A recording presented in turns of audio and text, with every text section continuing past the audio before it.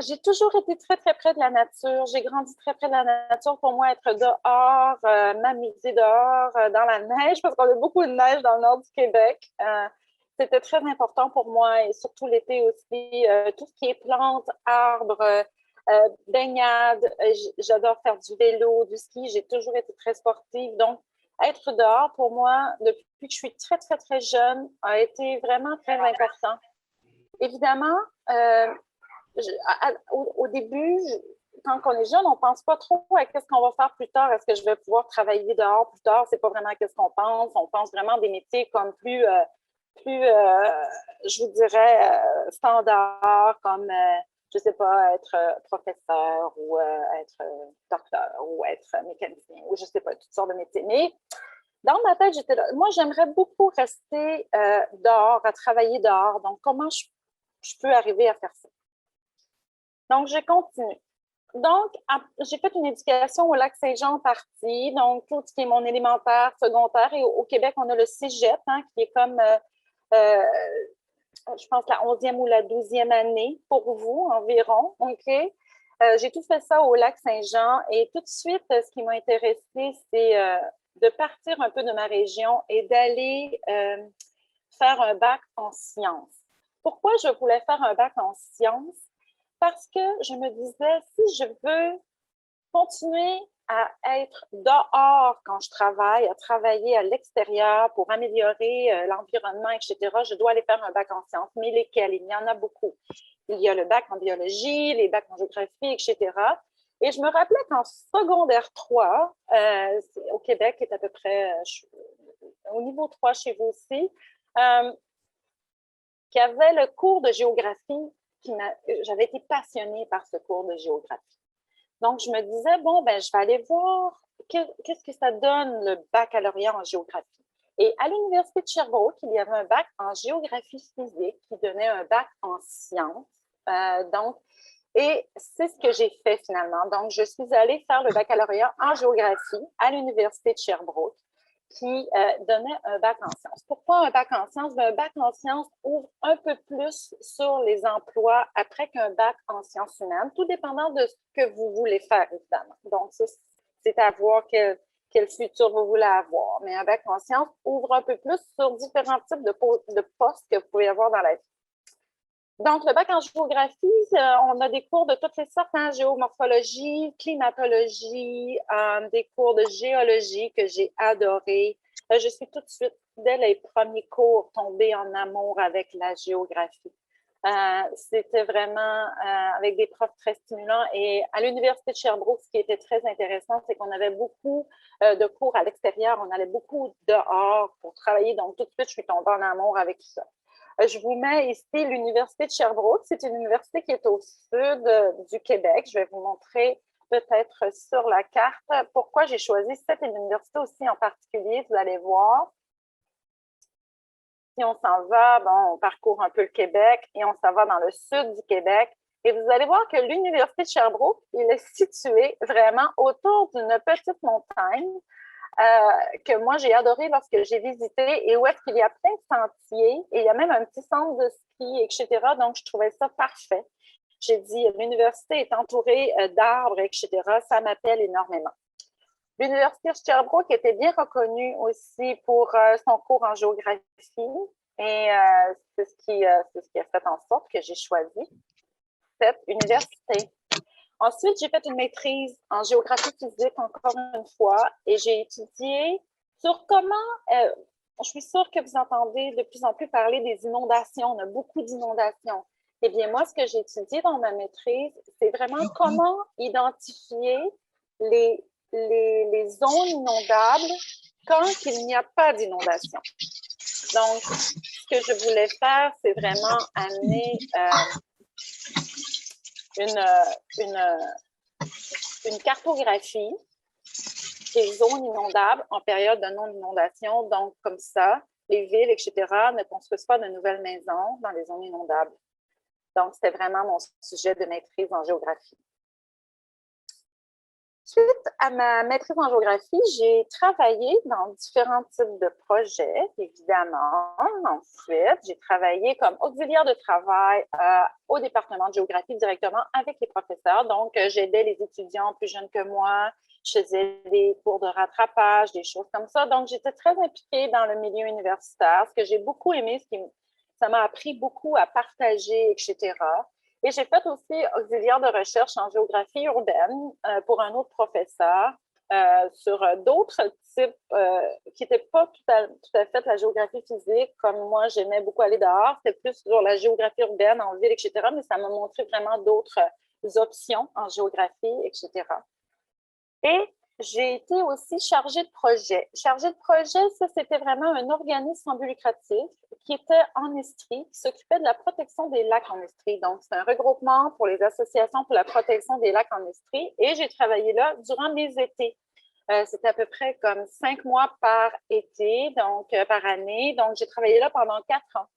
J'ai même écrit un livre avec eux qui s'appelle le livre sur la protection des rives et vous avez le lien ici, ça s'appelle le Rappel, l'organisme qui existe encore aujourd'hui et qui s'occupe vraiment de la protection des lacs. Et là, j'ai vraiment tombé en amour avec la protection des rives. Tout ce qui est érosion des rives, tout ce qui est comment préserver nos rives au Canada.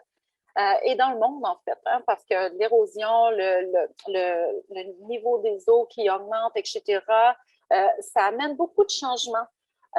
Une plage, c'est très dynamique, ça me parle énormément, il y a beaucoup de changements, c'est rapide. Je trouvais ça très intéressant. Donc, au cours de ce travail de chargé de projet au rappel, j'ai beaucoup travaillé sur les rives qui étaient vraiment en piètre état en Estrie, parce qu'il y avait beaucoup de construction, etc. Donc, j'ai écrit un livre sur cette protection et aussi, c'était beaucoup la plantation d'arbustes indigènes sur les rives indigènes. Ça veut dire que c'est des arbustes qui proviennent de là et non pas des arbustes qui proviennent d'un autre pays. Donc, c'est ça. J'ai travaillé sur ça.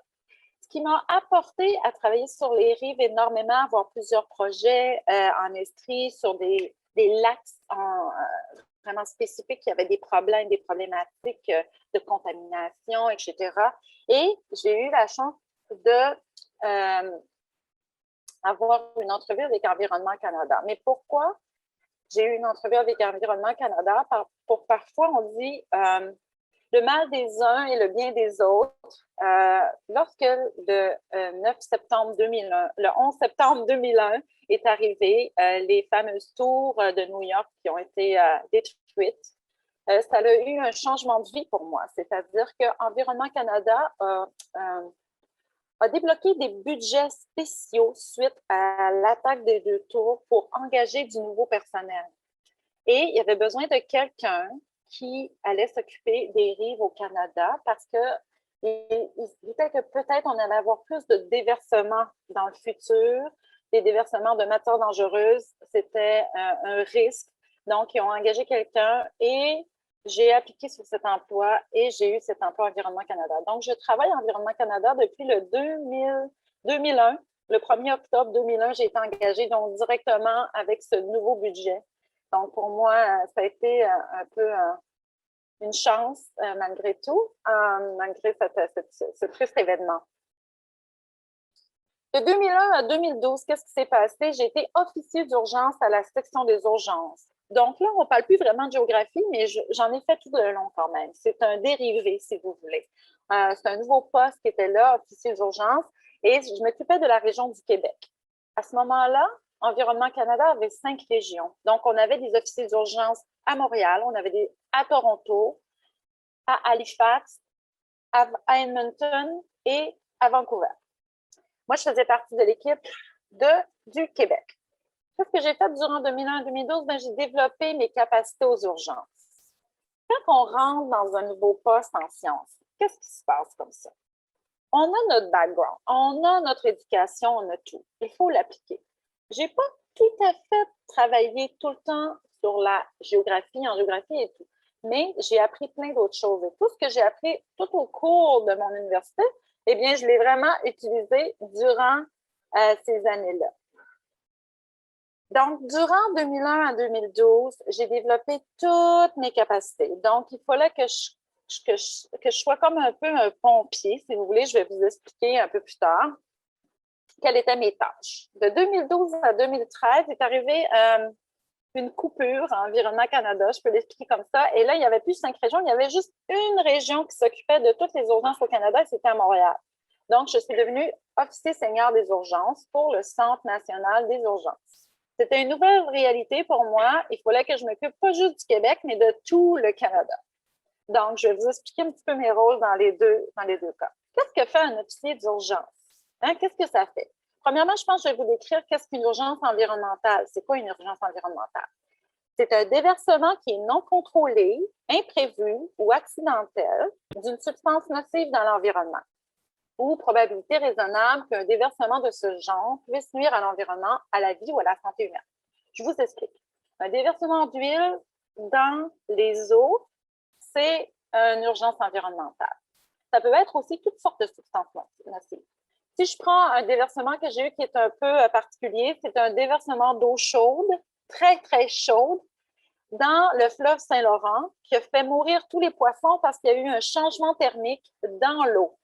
À ce moment-là, on considère l'eau chaude comme une substance nocive. Donc, le mot substance nocive est vraiment très large. Donc, il faut travailler avec toutes ces substances-là. Donc, quel est le rôle de l'officier d'urgence? Bien, premièrement, il doit aider à préserver l'environnement. Ce que j'ai mis de ce poste-là directement, c'est que moi, mon poste au gouvernement du Canada était vraiment appliqué à l'environnement. J'appliquais directement mes 2 pieds sur le terrain à aider à préserver l'environnement. Donc, on fait de la prévention, de la préparation, de la réponse et de la restauration. Durant une urgence, il y a ces 4 piliers-là qui existent. Prévention, c'est quand on va un petit peu dans les conférences et qu'on parle de notre rôle, etc. La préparation, c'est quand on travaille avec l'industrie, les partenaires, les municipalités, à essayer d'être prêt en cas d'urgence.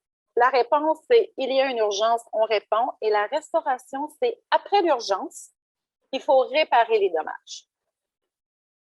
Évidemment, ça impliquait le fait que c'était une réponse 24 heures sur 24, 7 jours sur 7. Donc, je suis toujours de garde en passant, mais c'est d'être de garde, d'avoir des périodes de garde, 7 jours sur 7, 24 heures sur 24, pour répondre à la ligne d'urgence quand il y a une urgence et d'être certain qu'on prend les actions nécessaires pour confiner le déversement le plus vite possible. Donc, on a des lignes d'appel, on a un centre d'appel comme le 911, mais c'est un peu moins occupé que le 911. Évidemment, c'est pour l'environnement. Mais on peut recevoir jusqu'à 35 000 appels par année. Donc, ça peut vous donner une idée. Ça fait beaucoup. Aussi, on travaille en partenariat avec les premiers répondants, donc beaucoup avec les pompiers. On travaille beaucoup avec les pompiers. Hein. Eux, c'est les premiers qui vont intervenir sur les déversements. On travaille beaucoup avec eux. Toutes les sortes de gouvernements provinciales, les gouvernements municipaux, les Premières Nations travaillent beaucoup avec les Premières Nations, les ports, les aéroports. Ça fait toute partie de nos partenariats et ce sont tous des entités fédérales, finalement, qui ont parfois des déversements avec qui on doit travailler. Avec ça, ils m'ont donné des formations, hein, parce que moi, j'arrive avec ma formation de géographe et puis là, il me manque plein d'atouts pour être un officier d'urgence. Donc, j'ai dû prendre un cours de technicienne en matière dangereuse. Ça, le cours de technicien en matière dangereuse, il se donne à Pueblo, au Colorado, aux États-Unis. Il y a juste une école en Amérique du Nord. C'est un cours de 80 heures, donc 2 semaines. C'est avec des pompiers la plupart du temps, parce que les pompiers qui sont techniciens en matière dangereuse vont avoir une spécification. Donc, pour aller faire la formation. Moi, je suis allée faire cette formation-là. Tu dois conduire des véhicules d'urgence avec des lumières rouges. Donc, moi, je ne pensais jamais dans ma vie que j'allais faire ça, mais oui, j'avais un véhicule d'urgence et conduire des lumières rouges, arriver sur des déversements très rapidement, traverser à travers le trafic, etc. Donc, ça prend des aptitudes qu'on n'aurait peut-être pas pensé quand on est au bac en géographie. Mais parfois, c'est ce qui arrive. On continue. Donc, dans la préparation, ce que j'ai fait dans ma carrière, j'ai fait beaucoup de formations et d'exercices. Et un peu partout, même à travers le monde. Donc, ici, la photo que vous voyez ici, c'est aux îles de la Madeleine. Je donne une formation sur les rives en train d'expliquer s'il y a un déversement aux îles de la Madeleine, comment est-ce qu'on va faire pour le récupérer, quelles seront les techniques pour l'évaluer, Hein? Ça, c'est important, l'évaluer, les volumes, etc., évaluer la faune, la flore, comment est-ce qu'ils sont affectés par les déversements. Ici, en bas, c'est une photo que j'ai prise à Tuktoyaktuk. Tuktoyaktuk, c'est dans les territoires du Nord-Ouest, mais vraiment dans l'Arctique, au plus haut, où est-ce que je travaille avec la Défense nationale, où est-ce que je travaille avec les Premières Nations, parce que là-bas, il y a des bateaux et la logistique est très compliquée dans l'Arctique. Donc, il faut vraiment amener ces gens-là à être capables de répondre parce que nous, le temps qu'on va se déplacer pour y aller, ça va prendre beaucoup de temps. Donc, il faut que les personnes qui restent dans l'Arctique soient capables de répondre. Ici, au centre, c'est une photo des Nations unies. Parfois, vu que j'ai une expertise assez pointue, ils vont m'appeler pour aller donner des formations à l'extérieur. Donc, ici, c'est en Tunisie. Sur la Méditerranée, j'ai donné des formations à toutes sortes de personnes tout le long de la Méditerranée, mais c'est en Tunisie. Puisque j'ai la chance d'être bilingue, ça aussi, c'est quelque chose qui m'a apporté beaucoup de choses, que ce soit bilingue en anglais ou en français ou peu importe quelle langue. Je crois que c'est un atout aujourd'hui d'avoir plusieurs langues dans notre bagage, en fait. Donc, je suis allée là. Ici, au coin, vous voyez, ça, c'est plutôt des exercices. Quand vous voyez des équipements qui sont déployés comme ça, c'est plus des exercices avec des industries qui ont des équipements. Parce que nous, on n'en a pas d'équipement. Nous, on a nous, et c'est tout.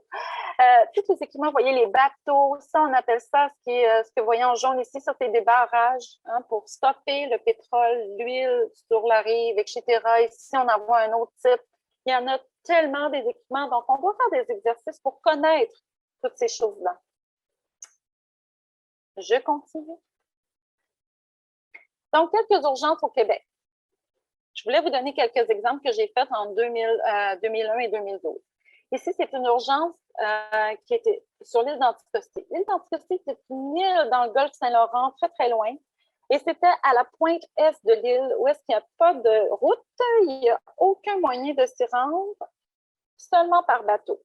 Ici, ce que vous voyez, c'est une station qui fait fonctionner une tour de communication qui est la plus importante au Canada, qui, quand on parle de tour de communication, c'est pour les bateaux. Les gros bateaux, quand ils rentrent dans le Saint-Laurent et qu'ils s'en vont jusqu'au Mississauga, jusqu'à Toronto, ils doivent communiquer entre eux. Et cette tour-là, c'est pour le canal 16, qui est vraiment très important pour la garde côtière canadienne. Évidemment, déversement, pour faire fonctionner des tours, ça prend du diesel. Il y avait eu un déversement, donc on est resté sur des brise-glaces pendant des mois pour essayer. Donc, on voyageait de l'hélicoptère, du brise-glace, et pour réparer le déversement, ici, vous voyez des gens avec la glace et tout, c'était pas facile.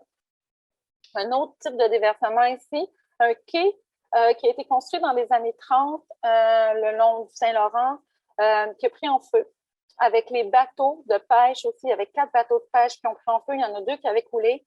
Et le quai était avec une substance qui n'existe plus aujourd'hui, une substance chimique pour vraiment traiter le bois du quai. Et le relâchement, vous pouvez le voir ici, c'est pas de l'huile, c'est le relâchement du produit toxique du quai. Mais ici, on est sur une Première Nation et les gens pêchent ici. La journée longue, c'est avec ça qu'ils se nourrissent. Donc, ce déversement est devenu très important pour vraiment prendre des échantillons, s'assurer que le poisson, les moules, tout ce que les Premières Nations peuvent manger va être consommable, en fait, il ne sera pas contaminé. Nos bateaux, on travaille avec des très gros bateaux, les très gros cargos, on travaille avec eux. C'est un déversement dans la voie navigable. Une tempête, le bateau s'est fait tasser, son ancre est rentrée dans son bateau, percé le dessous du bateau. Le bateau, évidemment, il y a du carburant pour fonctionner dans le réservoir. Et donc là, la voie navigable a été arrêtée pendant 4 jours et c'est à peu près 1 million de dollars par heure que ça coûte lorsque c'est arrêté. Donc, on doit vraiment s'assurer que l'environnement est bien protégé, mais il y a aussi comme des choses qui nous poussent comme l'économie, la business, etc. Donc, c'est tout des discussions qu'on doit avoir avec les partenaires. Ici, je voulais montrer un exemple. Ici, c'est de l'huile sur les roches, ici, avec le barrage, ici, contaminé. Donc, c'est vraiment toutes les stratégies de nettoyage, toutes les stratégies de protection des rives sur lesquelles je travaille. Je continue. Peut-être une urgence ici que vous avez peut-être connue, c'est le déraillement tragique du lac Mégantic en 2013, un train fantôme avec aucun conducteur qui a descendu une pente assez abrupte pour finalement dérailler au milieu d'un village qui s'appelle toujours lac Mégantic. Et ici, je vais intervenir sur ce déraillement pendant très longtemps, en fait. Et si vous voyez, c'est des photos que j'ai prises moi-même, que vous avez probablement pas vues, mais bon, ici, ça, c'était le village complètement qui avait encore du feu. Les trains ont pris en feu durant le déraillement, etc. Il y a eu plusieurs morts. Et même plusieurs jours après, il y avait encore du feu dans les égouts. Comme vous pouvez voir ici, moi, je me promène.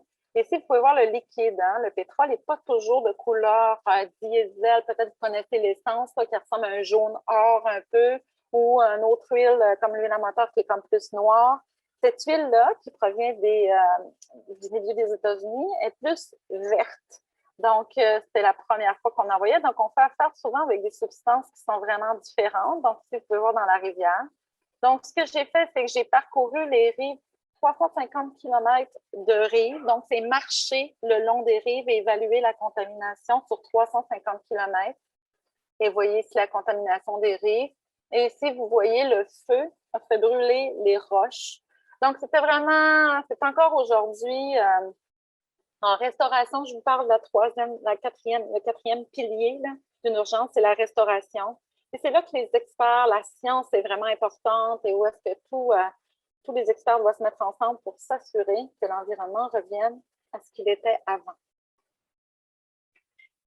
Je continue. Ça, c'était mon rôle de 2001 à 2012. Après lac Mégantic, je dois vous avouer que j'étais un peu fatiguée de faire des urgences à répétition et j'ai eu l'opportunité d'aller dans une autre équipe qui s'appelle Section des urgences sciences et technologies, qui est sous la division des sciences et technologies à Ottawa, qui est une équipe que nous connaissons très bien puisque nous travaillons toujours ensemble. Les officiers d'urgence et l'équipe des sciences urgences, on travaille toujours ensemble. Mais l'équipe des sciences, urgences, sciences et technologies, on fait un peu plus de recherche, un peu plus de préparation, ce qui, moi, m'appelait énormément. Donc, j'ai eu un poste, et le poste, c'est celui que j'ai en ce moment, qui est le poste de spécialiste scientifique en rive, en restauration et en réhabilitation. Donc, c'est ce que je fais. Nous sommes une équipe multidisciplinaire de scientifiques. Donc, il y a des chimistes. Je travaille avec des chimistes, des physiciens, des ingénieurs chimiques. Je travaille avec des cartographes. Je travaille avec des biologistes et moi qui est géographe / géomorphologue. On fait de la recherche sur le devenir du pétrole sur les rives. C'est ce que je fais, c'est mon rôle. Donc, je dois savoir avec le type de sédiment qui existe, c'est-à-dire, quand je parle de type de sédiment, on connaît les plages de sable. Je suis sûre que tout le monde est allé sur la plage et qu'il a vu du sable. Mais le grain du sable n'est pas toujours de la même grosseur. Et ce n'est pas toujours la même chose. On a des marais, on a des berges végétalisées, on a des rives de boue, on a des rives en neige, comme ces temps-ci. On a toutes sortes de types de rives. Donc, mon rôle est de m'assurer que lorsqu'il y a un déversement d'hydrocarbures en mer et que les rives sont atteintes, que les stratégies soient en fonction du type de substrat. Je fais des conférences, évidemment, des partenariats internationaux, ce qui est très intéressant. Je suis en train de finir un livre aussi sur comment protéger les rives, mais en milieu à l'intérieur du Canada et non pas les milieux salés, plus les rives en eau douce. J'écris des articles scientifiques, je fais des présentations, des conférences internationales. C'est très intéressant, c'est très stimulant. Évidemment, depuis 2 ans, avec le COVID, on est un peu en arrière de notre écran, mais ça revient, là, je le sens cet été, j'ai déjà d'autres choses qui s'en viennent. Quels sont mes principaux projets? Je suis beaucoup en hélicoptère, évidemment, parce que si je veux travailler sur les rives, si je les marche, je ne verrai pas beaucoup de rives. Donc, je dois les faire en hélicoptère. Donc, si vous me voyez en haut là, avec ma caméra, la porte ouverte en hélicoptère, c'est comme ça. Et je parcours des rives et des rives en hélicoptère. Ça, c'est un de mes projets. Et ensuite, il y a une cartographie qui est faite. J'ai toutes sortes d'instruments que j'utilise, des GPS, des caméras, de la télémétrie. J'ai un portable aussi dans l'hélicoptère que j'utilise avec tous mes instruments pour être certain que je suis capable de me géoréférencer, d'avoir ma localisation ensuite quand je reviens au bureau. J'utilise aussi ici, c'est la télédétection. La télédétection, ce qui est bien, c'est que ça vient de l'Université de Sherbrooke. Si vous voulez faire quelque chose en télédétection, c'est une maîtrise ou un doctorat, mais c'est seulement l'Université de Sherbrooke que vous pouvez le faire. C'est vraiment une application qui vient des satellites dans le ciel où est-ce qu'ils prennent des photos et où est-ce qu'on les analyse et qu'on fait des cartes avec et qu'on identifie. On peut voir beaucoup plus de choses avec la télédétection qu'avec nos yeux parfois. Donc, ça pourrait être juste une conférence sur la télédétection, mais bon, c'est quelque chose que j'utilise en fait.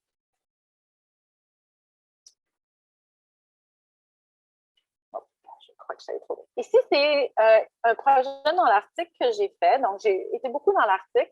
Et ce que vous voyez en couleur, ce sont tous les rives que j'ai parcourus et que j'ai identifiés et que j'ai travaillé.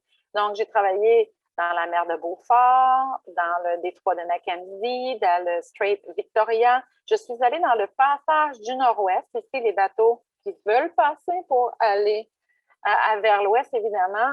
J'ai travaillé aussi dans la baie d'Hudson, au niveau de Churchill, dans la baie James.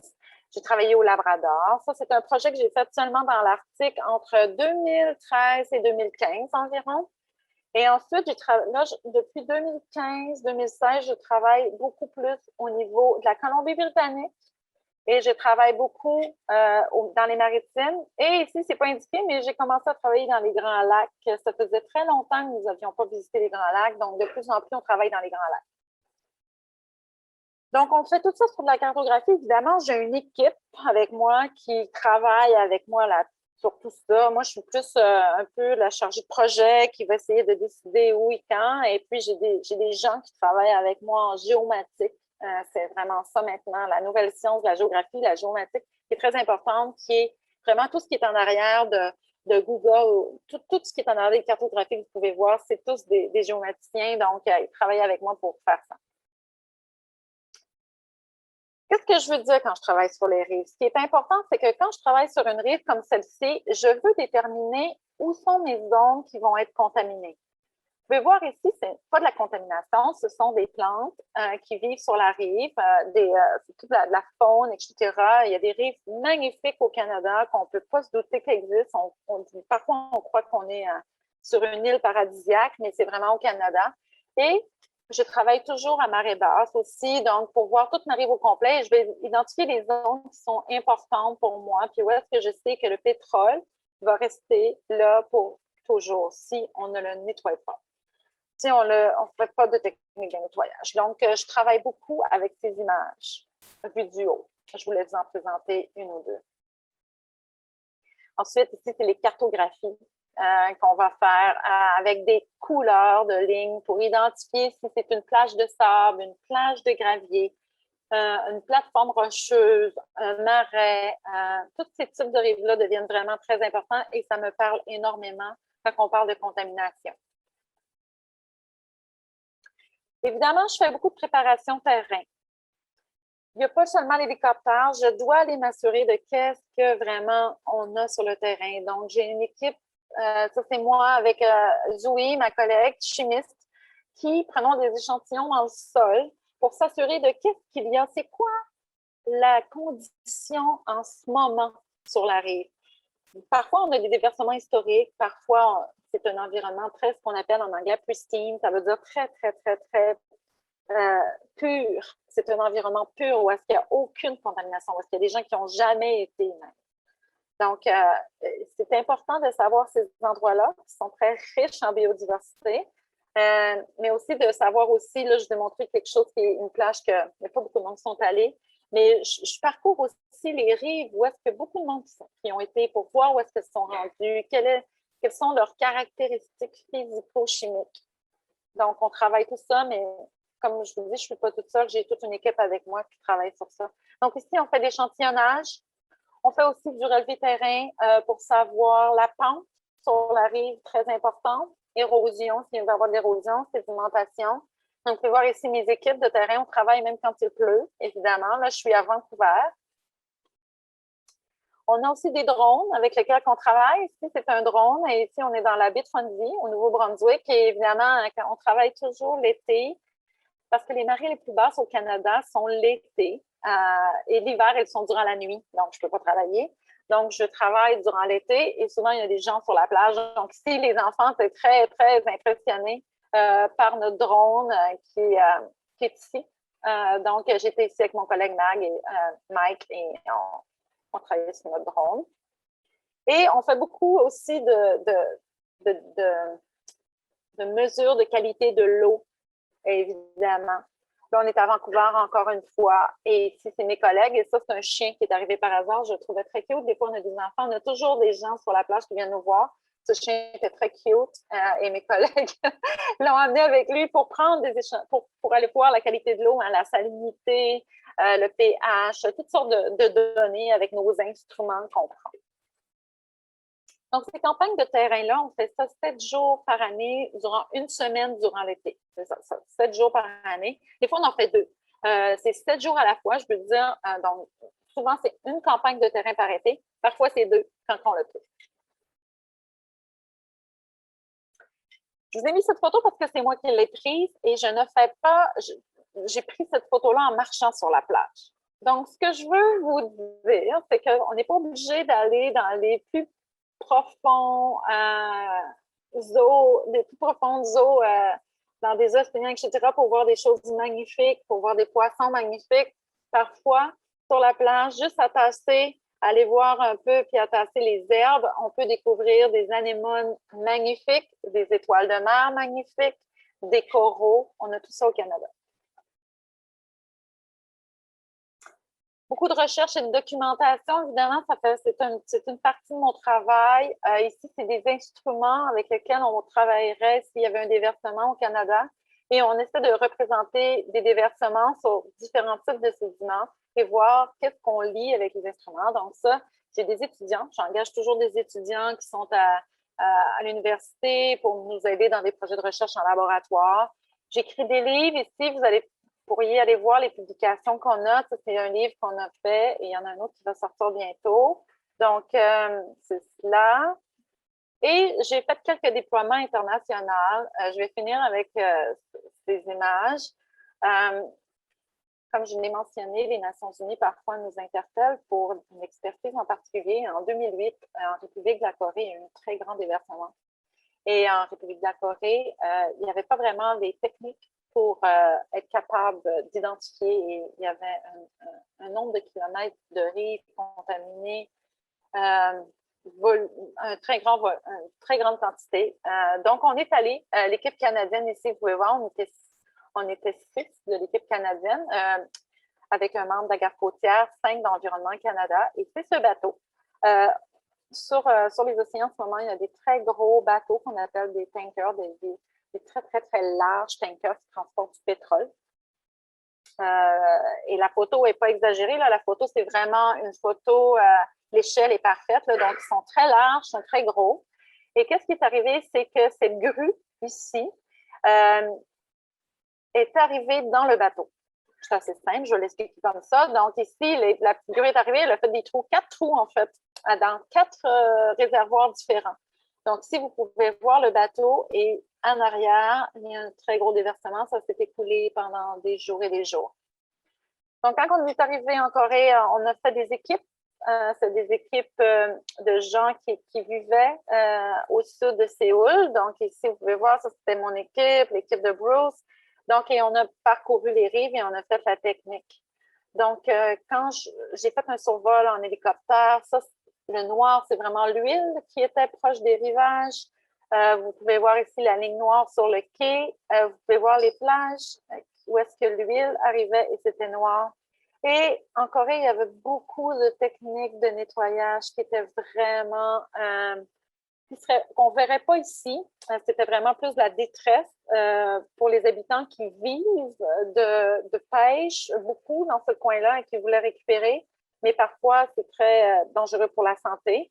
Il y a aussi les personnes âgées que j'ai vues travailler sur la plage à nettoyer des roches C'était vraiment, les gens étaient vraiment en détresse, donc c'était triste de voir ça. Les gens payaient pour aller sur la plage, pour aller nettoyer le petit bout de roche, mais les plages étaient complètement contaminées. Vous pouvez voir ici, ils utilisent des pelles à neige pour pousser l'huile sur les rives. Donc, j'ai resté un mois avec les Coréens pour travailler sur essayer de décontaminer et comment arriver à une décontamination de ces rives-là. Je vais m'arrêter là parce que ça fait déjà 40 minutes. Donc, merci. Je voulais vous laisser sur la science et lumière et l'ignorance et l'obscurité. Je crois que le jour où est-ce que j'ai mis le pied dans la science, mes yeux se sont ouverts et vraiment, ça a changé ma vie. Et ça, c'est une rive, la photo en arrière, qui est prise dans le passage du Nord-Ouest. C'est magnifique d'ailleurs. Mais je vous remercie énormément de votre attention. Ah oui, nous te remercions. Il a une très belle photo. C'était une présentation qui était précise, qui était concise, avec beaucoup d'illustrations, beaucoup de photos, On ne sait même pas quelle question poser parce qu'on a pratiquement toutes les réponses. Toutes les Super. réponses. Vraiment, je vous remercie. Parfait. Je vous remercie. Néanmoins, ceux qui ont des questions peuvent le faire soit par le chat, mais je peux intervenir directement. Moi, ma première question, je vais revenir un peu sur comment vous êtes amené à choisir. Parce que vous avez dit que vous aimez le plein air. Vous aimez le plein air. Dites-moi exactement comment vous avez pu choisir ce métier de géographe, à part aimer le plein air. Qu'est-ce qui a été l'élément fondamental dans ce choix? Je me rappelle d'un cours de géographie au troisième secondaire qui avait été, mon professeur avait été vraiment, il m'avait expliqué un peu la géologie, en fait. Il nous avait donné 2-3 cours de géologie où est-ce qu'il nous expliquait les roches, la formation terrestre, la croûte terrestre, le manteau, le noyau, les volcans. C'est ça qui m'a, je crois que c'est les volcans aussi. J'étais très, très passionnée par les volcans. Je trouvais que c'était incroyable que ça vienne du noyau et que ça ressorte et que nous, on vit, on est debout. En tout cas, anyway, en secondaire 3, j'ai comme réalisé, j'ai fait, je suis sûre que c'est plus que ça. Où est-ce qu'on marche, les montagnes, etc., c'était des anciens volcans ou c'était un déplacement de la croûte terrestre. Anyway, tout ça m'a passionnée. C'est sûr qu'après, j'ai fait plein d'autres choses, mais quand c'est venu de choisir, je me suis posé la question, qu'est-ce que j'ai plus aimé? Qu'est-ce qui me fait vraiment? Est-ce que c'est les mathématiques? Est-ce que c'est le français? Qu'est-ce qui me passionne le plus? Et là, j'ai repensé à ce cours de géographie et j'ai fait, j'aurais aimé avoir Internet, là. Je ne vous dirai pas mon âge, mais j'aurais aimé avoir Internet à ce moment-là pour faire plus de recherches, mais je crois que j'aurais été aussi en géographie. Et c'est un orienteur, on avait un orienteur là au collège. Je suis allée le voir, puis j'ai dit, moi, j'adore la géographie. Ben, il y en a plein. Le baccalauréat en géographie existe. Et c'est là que j'ai fait mes propres recherches. Et j'aimais beaucoup, finalement, la géographie physique, hein, tout ce qui est volcans, glaciers, rivières, océans. C'est ce qui me passionnait beaucoup plus que la géographie rurale ou la géographie urbaine. Très intéressant, mais c'est différent. Donc, c'est là que j'ai choisi Sherbrooke parce qu'il y avait vraiment le baccalauréat en géographie physique. Et c'est ça, c'est vraiment ça finalement. Ok, ok. Et donc vous avez choisi parce que vous voulez, il y avait plusieurs choix de géographie, mais vous avez choisi en connaissance de cause la géographie physique. C'est ça, en connaissance de Ouais. cause. Oui, Parce que vous savez oui. où partir. Oui, parce que je voulais en savoir plus. Comment est-ce que la Terre était faite? Comment est-ce vous savez, je ne vois pas la Terre comme des gens qui n'ont pas fait de la géographie. C'est pour moi, le champ représente quelque chose de différent, les basses-terres du Saint-Laurent, que je me promène, j'étais allée en Afrique, j'étais allée en Europe, je suis allée en Amérique du Sud. Tout pour moi, est comme un ensemble, un tout maintenant. Ça fait tous partie. Je voulais en savoir plus, en fait. Ok. Donc, si je m'en allais en géographie physique, j'avais été voir les cours, évidemment. Quel était le cursus dans le programme de géographie. Et déjà, la climatologie, ça m'intéressait énormément, les nuages, etc. C'était quelque chose. J'adore la météo. Donc, finalement, ça vraiment correspondait vraiment bien. OK, OK. Il y a une question de Naïra. Elle dit, chaque fois qu'il y a des urgences environnementales, dois-tu aller à cette place exacte? Si oui, as-tu peur de ce que, excuse-moi, ouais, Je comprends. ouais, Ça fait du mal à ta santé, oui, si ça peut oui, être dangereux pour voilà, ma voilà, santé. voilà. Donc, en fait, c'est la question que j'avais posée aussi. Est-ce que c'est un métier dangereux? C'est un métier qui est sécuritaire parce que vous avez toutes les formations pour évaluer la sécurité avant d'arriver sur le site. Si je trouve qu'un site n'est pas sécuritaire, je n'irai pas. Non, pour ma santé, jamais. Est-ce que j'ai eu peur? C'est peut-être arrivé, oui. Des mauvaises températures, un vent qui tourne, et là, vous recevez une fumée, finalement, qui est sur vous, puis là, vous ne savez pas trop qu'est-ce qu'il y a dans la fumée. Ou euh, des endroits où est-ce que j'ai marché, où est-ce que j'étais fatiguée à la fin de la journée, puis je me dis, mon Dieu, est-ce que c'est bon pour ma santé d'être fatiguée de jour après jour comme ça? C'est important de faire une propre évaluation et il me donne toutes les formations pour être capable. Et quand c'est à moi de m'arrêter si j'ai peur ou quoi, ou si c'est dangereux pour ma santé, il y a aussi quand même, j'ai toute une équipe, hein, je ne suis jamais toute seule. Qu'on appelle, j'ai toujours un body avec moi. Un body, c'est mon partenaire de travail. À deux, on va faire une évaluation. Donc, ce ne sera pas juste moi avec moi-même, jamais. Il y a les pompiers, il y a les autres intervenants qui vont être là tout le temps. Donc, c'est une évaluation de groupe. Mais si moi, personnellement, je trouve que c'est dangereux, je n'irai pas. Il y a une autre question de Suzanne. Elle demande, il y a combien de personnes qui travaillent à la protection à l'environnement Canada? Est-ce Je qu'il suis doit la être seule. nombreuse? Je suis la seule. Je suis la Oh, seule. J'ai une équipe, oui, je suis la seule. Je suis la seule qui travaille vraiment spécifiquement sur les rives, évidemment. J'ai une équipe qui peut m'aider. J'ai mon équipe avec moi, de chimistes, etc., qui ont tous leur petit rôle. Mais je suis la seule. Là, je travaille à essayer d'avoir une vraie équipe. Mais bon, les budgets, là, je ne vous parlerai pas des budgets, des finances du Canada, etc. C'est compliqué. Mais c'est vraiment, je suis la seule qui a ce rôle. Mais je réussis à aller chercher des gens, soit à Pêche et Océan Canada, dans d'autres ministères, qui travaillent aussi sur des rives, mais qui viennent m'aider, anyway, dans mes projets. Mais ouais, je suis ok. pas mal la seule. C'est une bonne Donc, question. vous avez dit aussi que quand vous débutiez, vous venez carrément, vous avez les connaissances universitaires, c'était quand même différent la pratique, mais vous avez utilisé d'autres connaissances pour pouvoir réussir. Bon, dites-moi comment les autres connaissances qui vous ont aidé dans votre boulot. Oui, je crois qu'une structure m'a aidé à avoir un bon travail. Une structure de travail qui est propre à moi, que j'ai développée durant l'université. Et je pense que chaque individu qui font des études vont développer leur propre structure de travail. Avoir une bonne structure de travail, il y en a plusieurs types, il y en a plusieurs, mais je crois que ça m'a aidé. Parce que vu qu'il y a beaucoup de projets, des urgences, etc., avec beaucoup de courriels, je devais avoir une bonne structure. Ça, je l'ai amené avec moi. Puis je pense que ça m'a aidé. Parce que quelqu'un qui n'a pas une bonne structure va toujours être en retard, on a des délais, etc. Donc, c'est très différent. Aussi, tous les travaux en géographie, ce qui est intéressant, c'est qu'on a beaucoup de travaux pratiques en équipe. Le travail d'urgence, on n'est jamais seul. Jamais, jamais, jamais seul. On travaille toujours en équipe.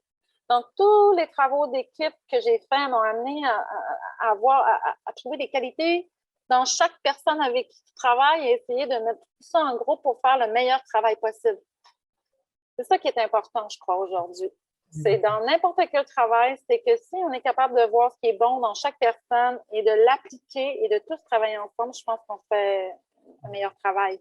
Donc, je l'ai appliqué, évidemment. Et ce qui était le fun en géographie, c'est qu'il y avait énormément de travaux d'équipe. Donc, les urgences, c'est un travail d'équipe à la base. Je n'ai jamais travaillé tout ça. OK. Là, on va parler un peu de métiers connexes. Vous avez parlé de géomatique, de télédétection. Est-ce que rapidement, vous pouvez nous parler un peu de ça?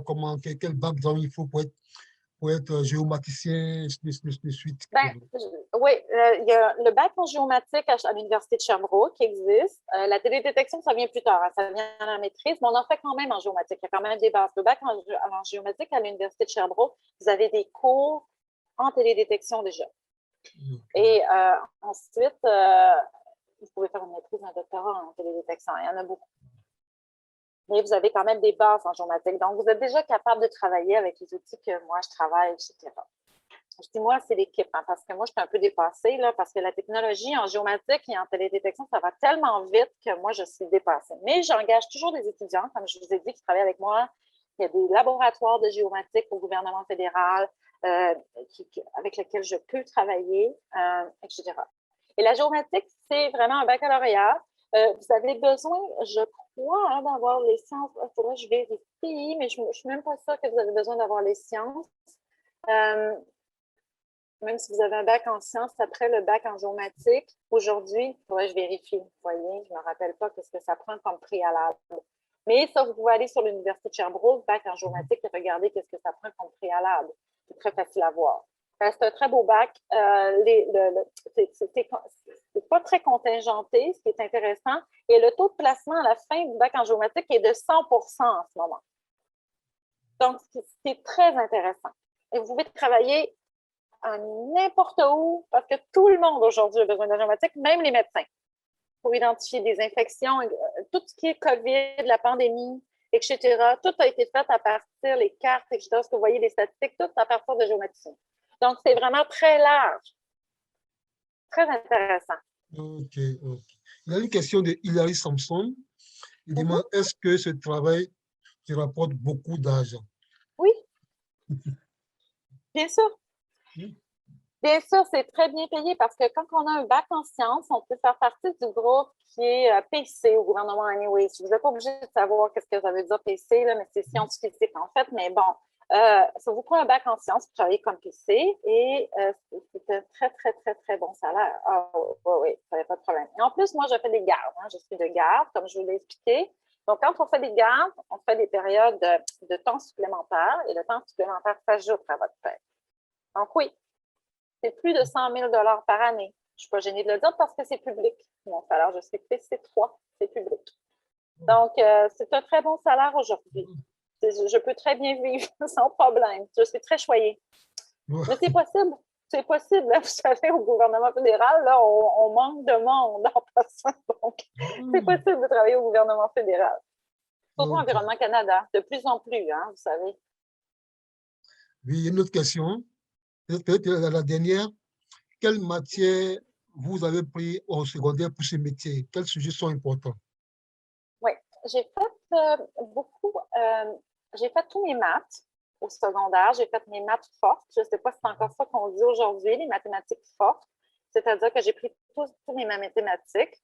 J'ai pris des cours, il y avait des cours spécialisés aussi à la fin en géologie que j'ai fait. J'ai fait quelques cours de sciences, mais je n'ai pas fait le profil sciences au collège. J'ai fait le profil, mais j'ai fait tous les maths fortes, tout ce qui est mathématiques. Donc, tous les préalables que ça me prenait pour aller en géographie, je les avais tous. Parce que ça prenait les maths fortes, mais ça ne prenait pas nécessairement la chimie ou la physique. OK.